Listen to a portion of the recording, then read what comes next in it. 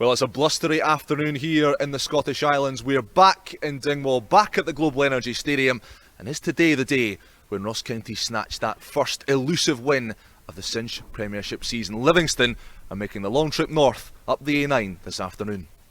They certainly are, Jamie, and Livingston are in good form.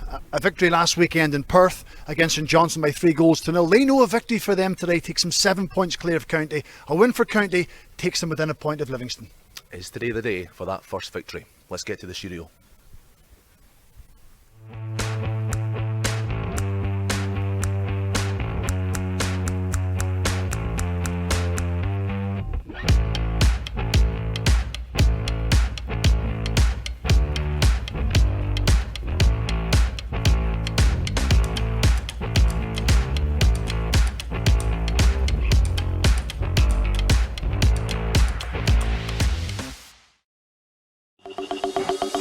County have equalised.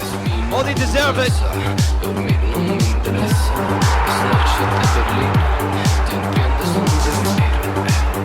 They needed a little bit of inspiration, or they needed a little bit of luck. County are back in the game. There's Charles Cook, and County take the lead.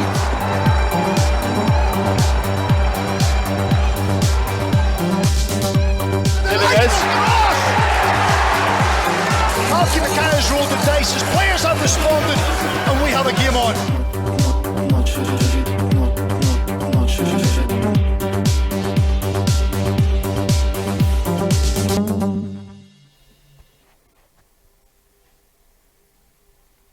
Well, yes, indeed, an absolutely massive match here at the Global Energy Stadium. I'm pleased to say we have made it to the studio, Stephen Craigan and I, who we've been joined by the former Staggies midfielder Richie Hart for this huge clash between Ross County and Livingston. 3 precious Cinch Premiership points up for grabs as these teams look to fight their way up from the wrong end of the top flight table. Scraggs, you were in the hot seat, you were in charge of the St Mirren game broadcast last weekend. How do you reflect on not just your own experience but the county performance that day? It was a frustrating one. They've got to bounce back today. Well, it was, and there's no doubt that it's the old adage, goals change game.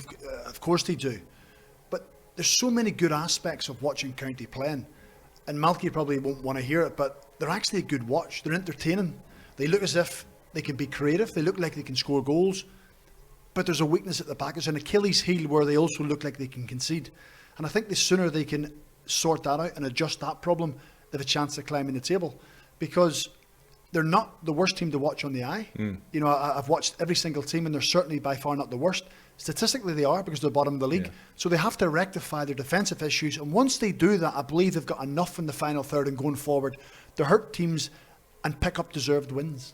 Richie, it's great to have you with us once more. Thanks for joining us. How do you assess County's start to the season? 9 games in, no victories yet. Yeah, I mean, a bit like what Craigan says there, you kind of feel as though you're saying the same thing. We obviously did the game last week as well, and it's frustrating watching, because we've seen the two sides of Ross County last week, very poor in the first half, and then they come back into it in the second half and probably could have went on and won the game, and that must be a huge frustration for Malky. But I'm with Craigs all the way. I look at Ross County and I think they're more than good enough to stay in the league. I think going forward they're better than they were last year, but unfortunately that defensive frailties are still there at the moment. Albeit I think it's more of an individual than a collective.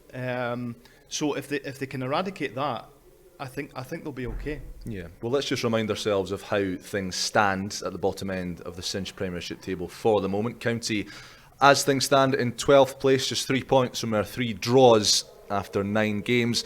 Livingston 4 points higher in 10th place, and Dundee sandwiched in between in the bottom 2 with 6 points to their name so far. I guess already, Craigs, there's a danger that if County lose today, they go, Livingston go up to 10 points, they go 7 points adrift of Livy. That's already quite a large gap at this stage of the season. I think that's the concern, is getting detached. When you're at the bottom, you have to win big games or big games against the teams round about you, just to try and drag a few more with you. Aberdeen certainly aren't in a good place at the minute, albeit they're at home to Hibs today, so we'll see how that goes. County can't influence that, but they've got Livingston today and Dundee on Wednesday. If they can pick up good points from that, suddenly the teams above start looking over their shoulder, whereas the bigger the gap comes the harder it becomes to kind of dig out results and churn out results. But when you have continual disappointment, and unfortunately that's what County have had, as a team, that they're playing okay, we lose. We're playing okay with the chances, we lose. It has an effect. It has an effect on morale and confidence and belief. But on the flip side, if you can suddenly get a win, that can grow quite quickly. That can spike very quickly, which is why one win suddenly can just trigger something off. Do players look at the table? Is it something that you're conscious of as a player this early in the season, Richie, or is it something that you don't tend to worry too much about until you get closer to the business end of the campaign? No, I think you'll always have to have a wee look there. Obviously, you want to concentrate. Depends where you are on the table. I've been in that situation. Yeah, I've been in that situation where you're down at the bottom, and you're looking at the table and you're thinking, if we don't start winning soon, as Craig says, we're going to get really detached here. But the performances haven't been that bad where you're really, really concerned. No. And with the games coming up, especially today, if County can start the game how they finished the second half last week, then they should win this game, because I think they've got a better squad, and they certainly play better going forward than Livy do. But it's about eradicating that individual errors that are costing them at the moment. Yeah, errors and frustration, perhaps the words of the day a week ago when County lost narrowly to St Mirren. 3-2 it was here at the Global Energy Stadium. So now let's take a look back at the best of the action. This crucial Scottish Premiership match between Ross County and St Mirren. No doubt they'll be doing all they can to try and get that elusive victory. Certainly plenty of options in the middle. It's all about the quality of the cross. It's good ball, Alex McCarthy! Referee's assistant flag goes up off the post, but it's the kind of ball that Alex McCarthy will be looking for. Eamon Brophy got himself a couple of goals this season. He certainly got one on Easter Road, got one on the opening day against Dundee. Flashes it past the left-hand post of Ashley Maynard Brewer.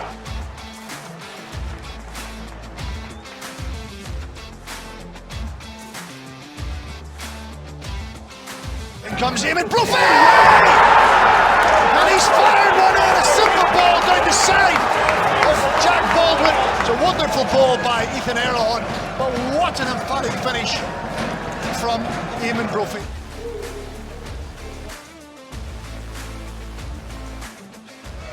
Blair Spittle down the left-hand side, cross in, it's Alan Power at the near post, deflected it towards his goalkeeper, Harry Payton, out to Ross Callaghan, takes a deflection! What a save from Jack Annick. The deflection of Joe Shaughnessy spun the ball up into the air, and it's much better from Ross County.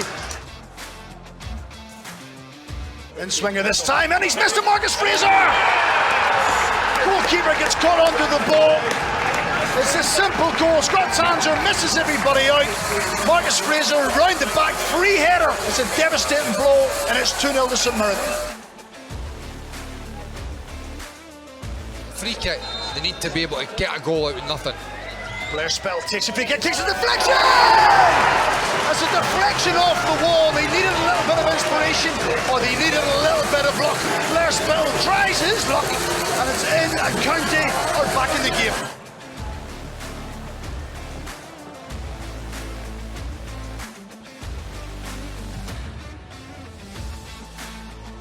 Oh, he's ducked in behind. It's a dreadful decision by Jack Baldwin from a simple long ball up the pitch.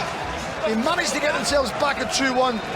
They've just handed all the onus, all the momentum straight back to St Mirren. Dreadful goal to concede. 55 minutes on the clock. Blair Spittle with the delivery. Jordan White with his first touch. Harry Clark hits the outside of the post. Oh, just when you need something to fall your way again. Jordan White initially done well, the rest of the centre halves. Clark found himself in space, and it's the post that keeps the game at 3-1. Harry Clark gets a chance to put a cross, and that's a delightful cross! And it's Alex Jakoviti. Well, what a cross this is from Harry Clark down the right-hand side. They've been knocking on the door. Malky Mackay has rolled the dice. His players have responded, and we have a game on.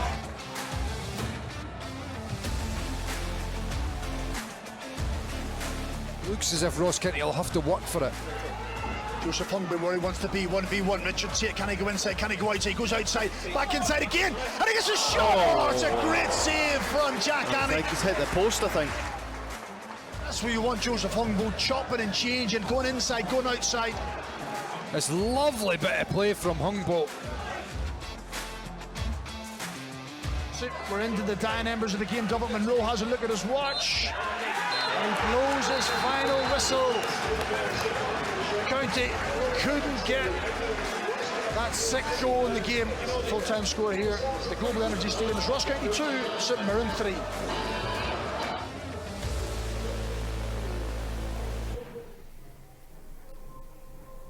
Well, it certainly was a pulsating contest between Ross County and St Mirren last weekend, but once again, the Staggies coming out on the wrong ends of the scoreline. Craigs, I think that's the most excited I've ever heard you in anything before. Did you enjoy your commentary experience? It was certainly an energetic game. It was an emotional roller coaster. Yeah. And I remember I said last year about County how they give you a little bit and snatch it right back off you. That's exactly how it was last weekend. It probably sums up their season, that all hope was lost at 2-0 down. They get themselves back to 2-1. Within 60 seconds, suddenly, they take it all away from you again because it was back to 3-1. Then the second half performance, or certainly the last half hour, was so exciting, so dominant, so entertaining. They looked a completely different team. The shackles had came off. Harry Clark was playing like a winger. Joseph Hungbo come on and made a difference. And suddenly they leave you wanting more. And already Malky Mackay will be understanding the mindset and the philosophy of this football club. So can they try and keep the back door shut? Because certainly from what we witnessed in the last half hour, Richie said it earlier, what we witnessed in the last half hour of the game, they're more than capable of hurting teams and winning games and cutting teams open, but it's piecing it all together over 90 minutes and finding a win, or finding a way to win a game of football as opposed to finding a way to lose it. Yeah, Richie, how frustrating will that game and the manner of that defeat be for Malky Mackay? Because there were so many good elements to it and so many elements of self-harm as well. There was, and the way they started the game, it was a bit tetchy for the first sort of 5-10 minutes of the game, but it was almost then like St Mirren were like, well, this is how we're playing, how are you going to deal with it? And County couldn't deal with it. No. After that initial 5-10 minutes of the first half. The two players in behind Brophy were causing County all sorts of problems. They didn't know where to pick up. Brophy was starting to make that channels in. The gaps between the centre halves and the full-backs were too big, and they were kind of all over the place and disjointed, and then they get themselves back in the game and shoot themselves in the foot. Second half, much better. Harry Clark played about 15-20 yards further up the park because the wing-backs in the first half for St Mirren were brilliant and really pegged Ross County back. But it was complete role reversal, in the second half. And, they hit the post twice, they were creating chances, and the substitutions that came on made a huge impact on the game. So if you're Malky Mackay after that performance, are you tearing your hair out, or are you pleased with the good elements of that display? Because there were plenty of them. There was plenty, and I suppose as a manager, you want to try and be as positive as you can be, because yes, the first half was poor, but then to watch them play how they did, it must be incredibly frustrating. But at least he knows what they're capable of. And they've got the ideal game now with Livingston here at home to try and, if it was a Rangers or a Celtic they were coming up against next, it might have been tough. But, this is a more than winnable game for them if they play like they did in the second half. I tell you what, against Jimmy, they showed lots of spirit. Because see, when you're losing 3-1, the easy option is to roll over and lose 3-1 or lose 4-1. I think the harder option is to galvanise yourselves, get a little bit of spirit, get a little bit of heart, and drive and go after the game. Commit men forward. People say that's the easy option. It's not. So I think they showed enough in that second half to show they've plenty of spirit about them. They're not playing like a team who are going to get relegated because there's no fear in them at times. So they have to bring it all to the table today. Yeah, very much so. Thanks very much for just now, boys. Malky Mackay, of course, still searching for that first win in his 10th attempts in the Cinch Premiership as county boss, and he caught up with Craigs a little earlier on.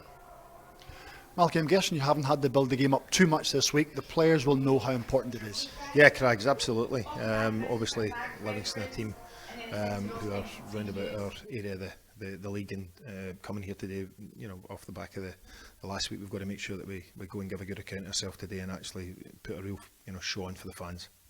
It's a big week when you think you've got Dundee midweek and you've got Hibs next weekend. That's to come. So it'll be nice to start the week with a positive. Yeah. Again, spoke to them during the week about how they're playing, chances created, and we've got to take that into today. As you said yourself, then on Wednesday we've got our first midweek game, and off the back of that, then we're going to Hibs, back here at the weekend. So yeah, lots to play for this week. There was lots of positives in the second half of the game last week against St Mirren. Is the challenge for the players to start the game this week how they finished it last week? Yeah, and we spoke and highlighted that in terms of last week the first 5-10 minutes started well, hit the bar, and then really let St Mirren take over after that. And I think with the goal going in, there was a little bit of disappointment. So we talked about that and talked about how we're going to combat that. Very similar to the Dundee United game where the whole second half we dominated. What we've got to do is a bit like what we did at Motherwell and actually make sure we try and dominate the whole game. So they'll take that into today. You said the difference between the two halves was psychological. How do you fix that? I suppose I just go down there and I think it's the confidence. I think what I do is I show during the week. I show evidence. Keep talking to them about evidence and show evidence during the week. Show them clips of when they actually are really on song and when they're battering teams. And I've got to keep their spirits up as well. But at the same time, I think when you show evidence, I think that gives them that opportunity to grow. And there's the ownership bit. They've got to take ownership, and we talked about that during the week. They talked about that during the week, actually, that they take ownership once they get across that white line, that they know that they've got the belief and they've got to actually go and show it. Now, Livingston had a good victory last weekend down in Perth, so they'll be arriving here full of confidence. Yeah. I mean, that was a result that stunned quite a few people, but, and St Johnstone, a team who don't concede too many goals. I watched the game back, and obviously there's a couple of individual errors, let's say, in terms of the things that St Johnstone wouldn't usually do, but Livingston capitalised on it and came out with a great result. So I suppose there'll be Boyd coming here, second away game in a week, and we've got to make sure that we match them stride for stride. I've watched a lot of Livingston. I know David Martindale's teams, and I know that he will be making sure that they're there for the battle, and we've got to win that before we actually get the ball down. Malky, good luck today. Thanks, Craigs. Yeah, very pensive and rather determined sounding Malky Mackay talking to Craigs a little earlier on. And Stephen, it was really interesting hearing him respond to your question about the psychology element of a bad run of 9 games in the league without a win.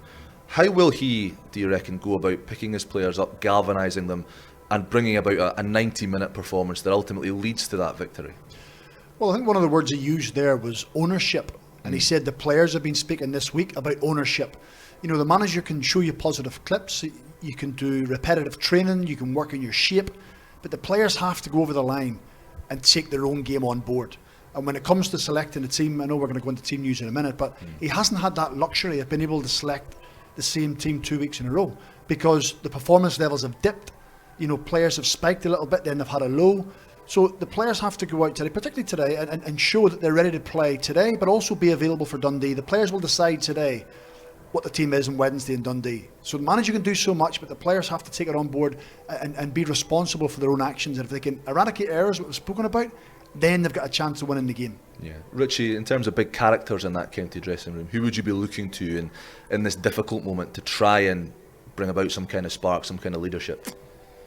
Well, the standout one for me so far has been Blair Spittle. He's chipped in with his goals. And in many respects, he's been leading by example in that. But at the back, you're looking for Baldwin now to really step up because this is the time now for leaders on the pitch. As Craig says, and I said it last week in commentary, there's only so much that the manager can do from the sidelines. And when you're having problems with formations and that on the pitch, sometimes you need somebody on the pitch or somebody to recognise what's happening and adjust it quickly. So they need to really focus on that side of it. I think they need to be more aggressive today without the ball, like they were in the second half against St Mirren, because the first half they were far too passive.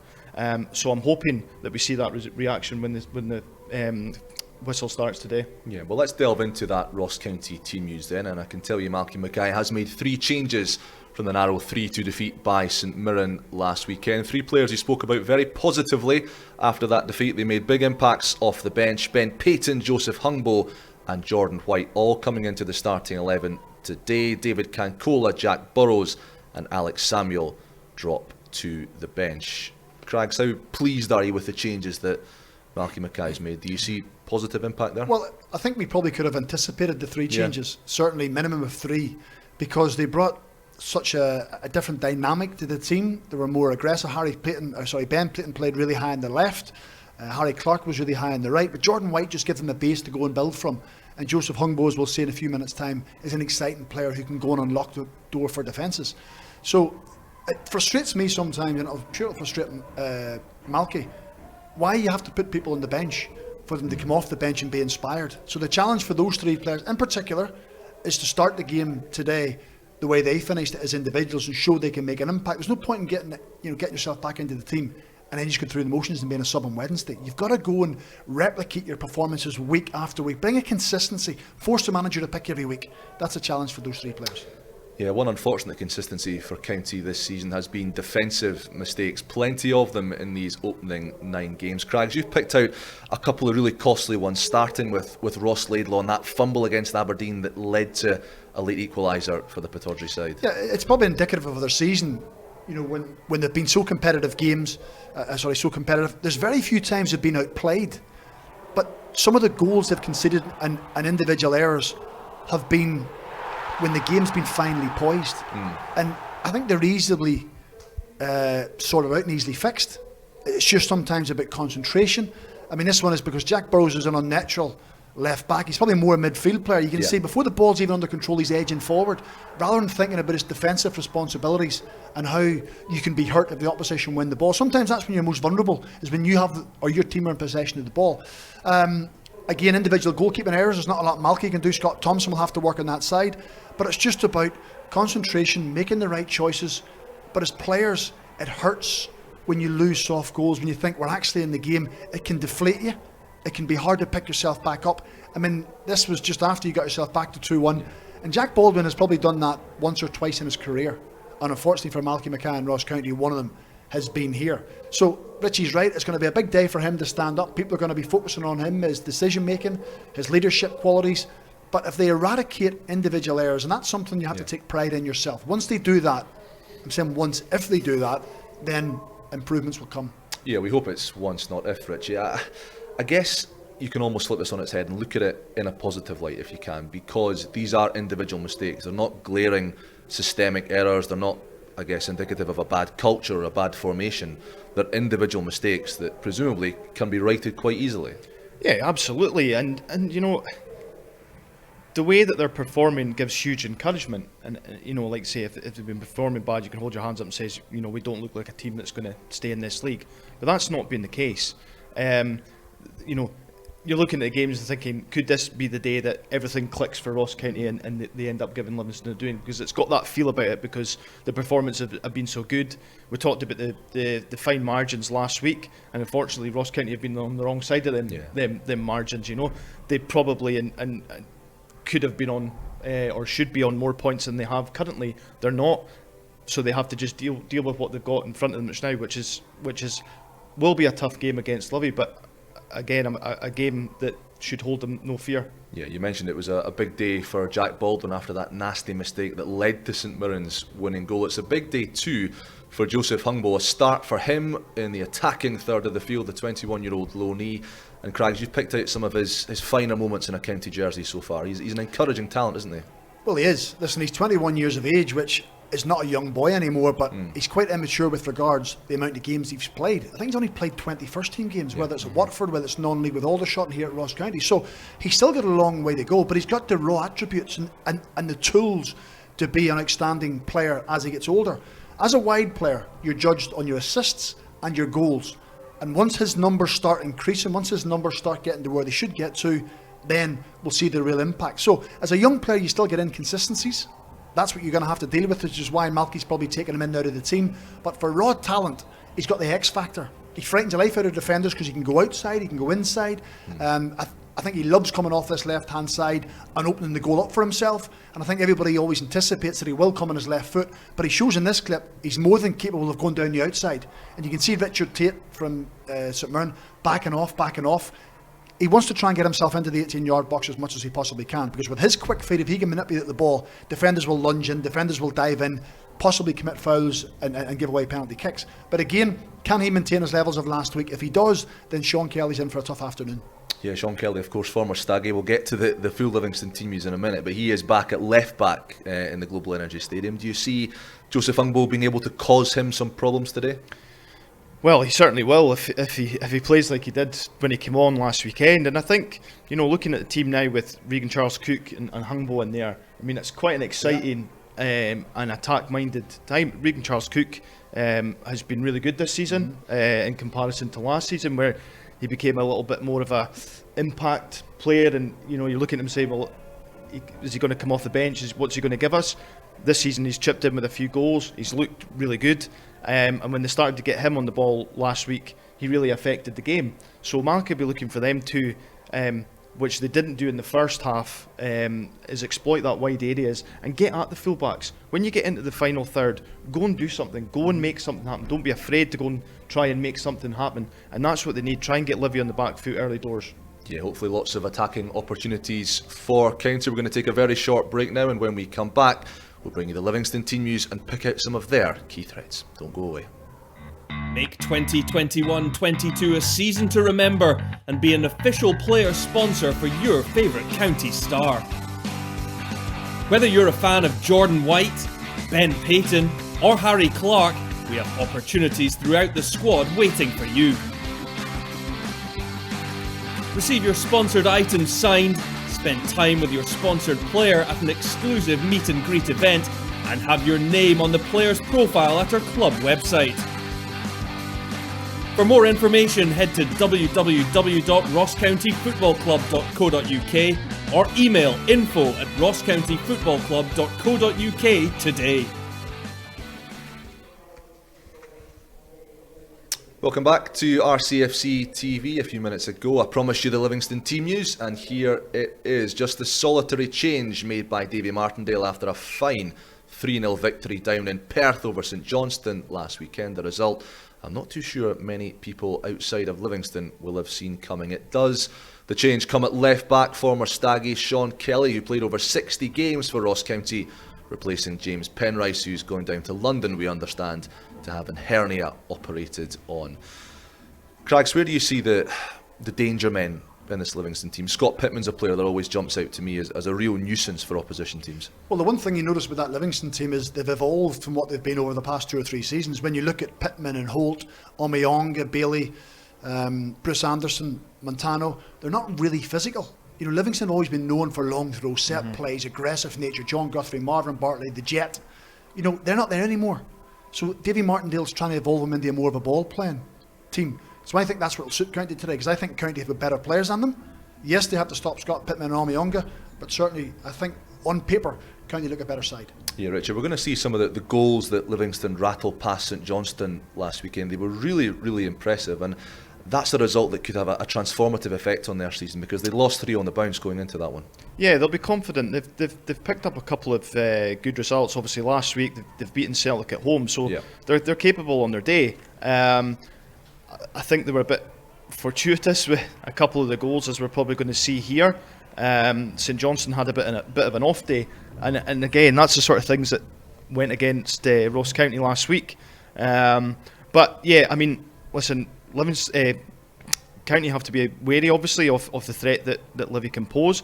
But for me today, it's all about what Ross County do, and if Ross County play to how they can play, they should be picking up the 3 points.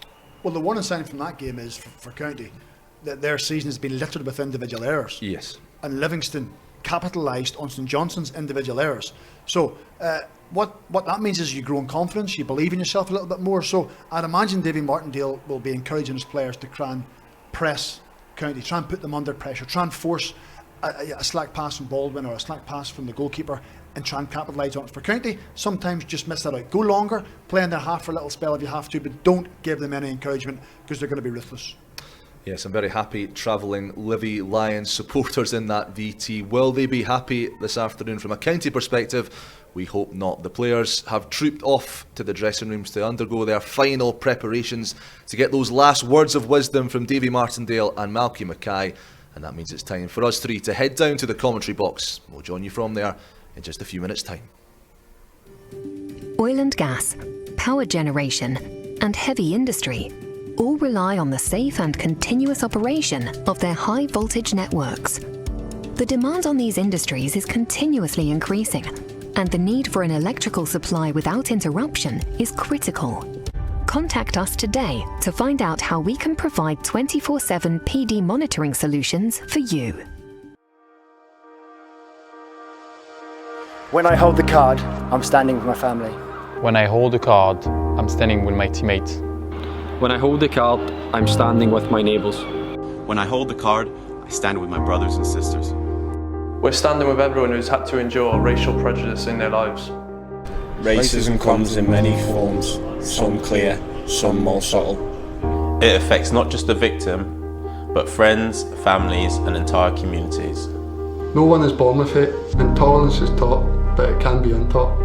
To bring about change, we can't be afraid to take the first step. We fail when we fail to try. We are supporting Show Racism the Red Card, our education charity. Now more than ever, they need your support to give our future generation the tools to challenge prejudice, hatred and discrimination. It's not enough to be not racist, we all must be anti-racist. Education is the key. Founded in 2006, with headquarters in the UK and locations around the world, we have developed cutting-edge PD monitoring and testing technology to ensure your high-voltage networks are safe and reliable, avoiding dangerous and costly unplanned outages. Contact us today to find out how we can provide 24/7 PD monitoring solutions for you.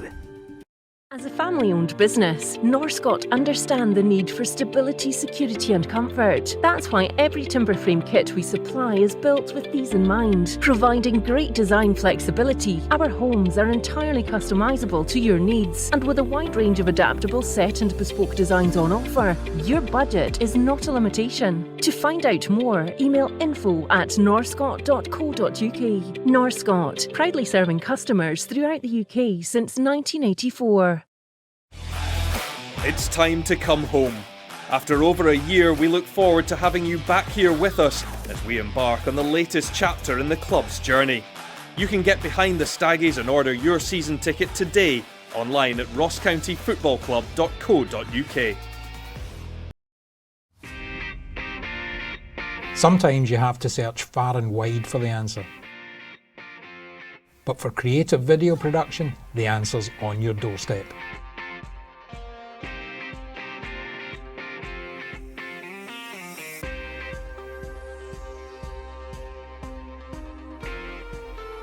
DP Digital Media, the other top team in the Highlands.